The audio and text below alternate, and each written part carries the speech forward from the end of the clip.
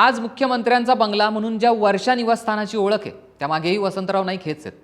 1956 मध्ये जेव्हा राज्यांची फेररचना झाली तेव्हा वसंतराव नाईक हे द्विभाषिक मुंबई राज्याचे कृषी मंत्री म्हणून मुंबईत आले। राहण्यासाठी त्यांना मलबार हिलवरचा डक बिगन नावाचा एक जुना इंग्रजी स्टाईलचा बंगला मिळाला। हा बंगला अगदी साधा होता, बैठ्या बांधणीचा आणि चारही बाजूंनी मोकळा होता। तर त्याच्या शेजारीच मुख्यमंत्र्यांचा सह्याद्री हा अतिशय भव्य आणि आलिशान बंगला होता। बंगल्याचा तो साधेपणा पाहून त्यांच्या पत्नी वत्सलाबाईंच्या मनात क्षणभर अशी शंका आली की हा बंगला इतका साधा आहे, तो सगळ्यांनी नाकारला म्हणून तर आपल्या वाट्याला आला नसेल ना। पण नाईकांचा पॉइंट ऑफ व्ह्यू काहीतरी वेगळा होता।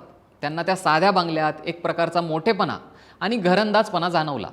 योगायोगाने 7 नोव्हेंबर 1956 रोजी त्यांचा मुलगा अविनाश याचा 6वा वाढदिवस होता आणि त्याच दिवशी ते त्या घरात राहायला आले होते।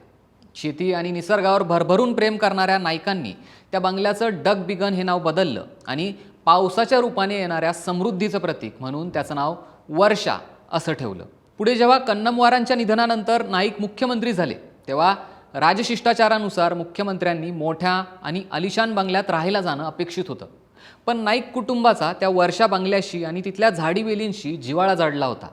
वत्सलाबाईंनी तर क्लिअर सांगितलं होतं, आता आमचं मन इथंच रमलंय, आम्हाला सह्याद्री नको की विंध्याद्री नको, आम्ही आमच्या वर्षावरच खुश आहोत। आणि अशा पद्धतीने एका साध्या बंगल्याला राज्याच्या मुख्यमंत्री निवासाचा बहुमान मिळाला आणि तेव्हापासून ते आत्तापर्यंत महाराष्ट्राच्या मुख्यमंत्र्याचं अधिकृत निवासस्थान वर्षा हेच आहे।